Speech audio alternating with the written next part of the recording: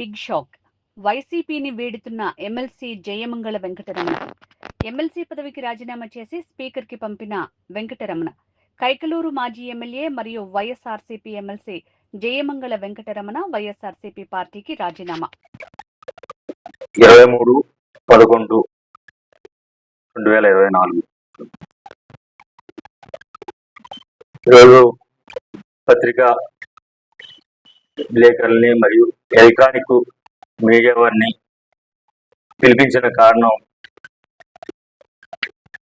నాకున్న ఏవైతే వ్యక్తిగత సమస్యలు అవనివ్వండి, లేదా నేను ఒక ఎమ్మెల్సీగా ఉండి కూడా ప్రజలకి ఏ సేవ చేయలేకపోతున్నాను. దాని గురించి నేను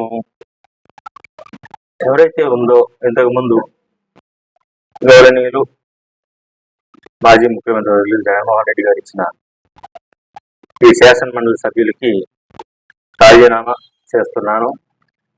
అదేవిధంగా వైఎస్ఆర్సీపీ పార్టీకి కూడా రాజీనామా గౌరవ అధ్యక్షులు జగన్మోహన్ రెడ్డి గారు. కారణం ఏంటంటే ఆ పార్టీలో ఉండడం మూలంగా ప్రజలకు ఎటువంటి సహకారం చేయలేకపోతున్నాను. ఇంతకుముందు ఉన్నా సరే, ఒక సంవత్సరం ఎమ్మెల్సీగా అధికార పార్టీలో ఉన్నా సరే, ఈ పార్టీలో ఇక్కడున్న రాజకీయాన్ని బట్టి కనీసం పోలీస్ ఫోన్ చేయాలన్నా నాకు అధికారం లేకుండా అధికార పార్టీలో ఉన్నప్పుడు అయినా మనుగడ సాగేందుకు వచ్చాను. ఇప్పుడైనా చూసి ఈ రాజీనామా చేసి గౌరవంగా ఎమ్మెల్సీ ఉన్నాడు, ఏమీ చేయలేకపోతున్నాడు అని ఆ మాట అనిపించుకునే కన్నా రాజీనామా చేసి నాకు ఏదైతే అవకాశం ఉంటుందో దానికి నేను ఇప్పుడు వెళ్దామని అనుకోవట్లేదు. నా నాయకులు కార్యకర్తలు ఉన్నారు, నాకు వ్యక్తిగతంగా ఉన్నారు. వ్యక్తిగతంగా ఎందుకంటే 2009లో కరుడు కట్టిన దేవుడి వల్ల పనిచేశారు. కొల్లేరు ప్రజలు ఏమన్నా, బీసీ నాయకులు ఏమన్నా, అగ్రవర్ణాలు కాదు. 83 నుంచి ఒక్కసారి కూడా జనరల్ ఎలక్షన్లో గెలవకపోతే 2009లో ఒక బీసీ బిడ్డకు గౌరవించారు. అటువంటి నాయకత్వం ఉంది. ప్రతి నాయకుడికి ఉండే విధానమేనండి. వైసీపీ పార్టీలో అధికారంలో ఉన్న సంవత్సరం కూడా నేను ఏ కార్యకర్తకి పనిచేసుకోలేదు. ఇక్కడ లోకల్ నాయకత్వం, ఎందుకంటే వాళ్ళకి ఎమ్మెల్యే గారికి మనకి ఏమవుతుందంటే 2 రకాలుగా మీరు అన్నది ఏమంటే ఎమ్మెల్యే గారు నెక్స్ట్ మళ్ళీ ఎమ్మెల్యేగా పోటీ చేయాలా, దానికి ఎమ్మెల్సీని ఎమ్మెల్యేకి ఒకే పెత్తనం ఇస్తే ఒక వాళ్ళు 2 కత్తులు ఇవ్వడం అని చెప్పి పదవంటే ఇచ్చారు, కానీ పవర్ను తగ్గించేశారు. పదవంటే ఇచ్చారు కానీ పవర్ లేదు. దాని మూలంగా అక్కడ కూడా నేను నాయకులకి కార్యకర్తలకి ఏ న్యాయం చేయకపోగా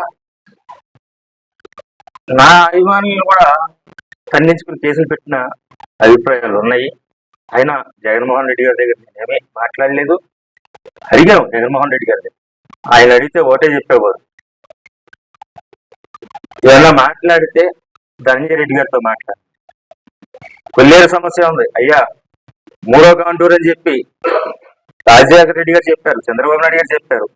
నేను కొల్లేరు బిడ్డల కోసమే, నా నియోజకవర్గ ప్రజల కోసమే నేను 23 సంవత్సరాల అనుభవం తెలుగుదేశంలో ఉండి ఇప్పుడు నేను ఇక్కడికి వచ్చాను వైఎస్ఆర్సీపీ. కనుక దానికి సంబంధించి మీరు దయచేసి ఆ కొల్లేరు న్యాయం చేయమంటే ధనంజయ రెడ్డి పెట్టి ధనంజయ రెడ్డికి మాట్లాడమన్నారు. అక్కడ కూడా నాకు వెళ్ళిన విధానం, పార్టీ మారిన విధానంలో కూడా నాకు న్యాయం జరగల. ఇప్పుడైనా న్యాయం జరిగిద్దేమో అని చెప్పి పబ్లిక్ గా ఏ పదవి లేకుండా మాజీ ఎమ్మెల్యేగా ఇంతకుముందు కొల్లేరు ప్రజల కోసం ఏమో గోసి పెట్టుకుని పోరాడాను.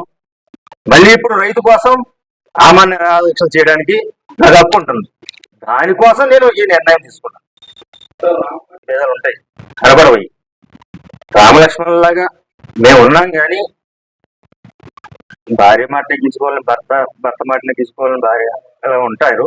కానీ నాకు సంబంధించింది కాపురం చేసినంత వరకు విభేదాలు ఉండకూడదు అనే అభిప్రాయం తప్పితే ఆయన వార్త ఎలా ఉన్నా సరే ఎప్పుడు ఎవరిని దూషించడం నాకు అలవాటు ఉండదు.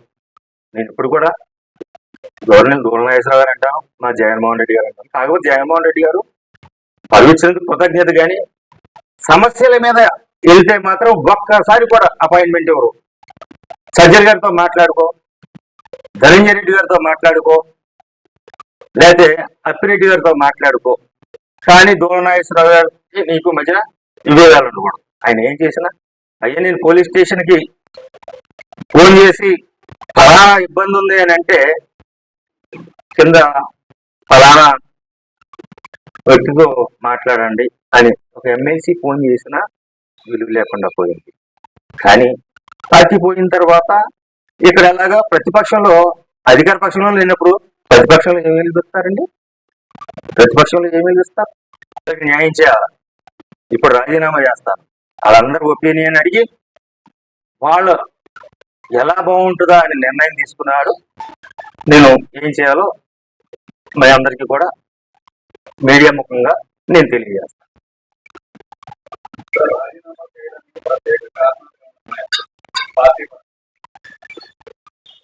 పార్టీ పరంగా అంటే ఇప్పుడు అధికార పార్టీలో కూడా ఇంతకుముందు సంవత్సరం చేశాను. అందులో కూడా నేను విలువలు కోల్పోయాను. జాయినింగ్ సభకు వచ్చిన వాళ్ళు కూడా తన్ని తరిమేశారు. ఇకపోతే పార్టీ ఓడిపోయింది.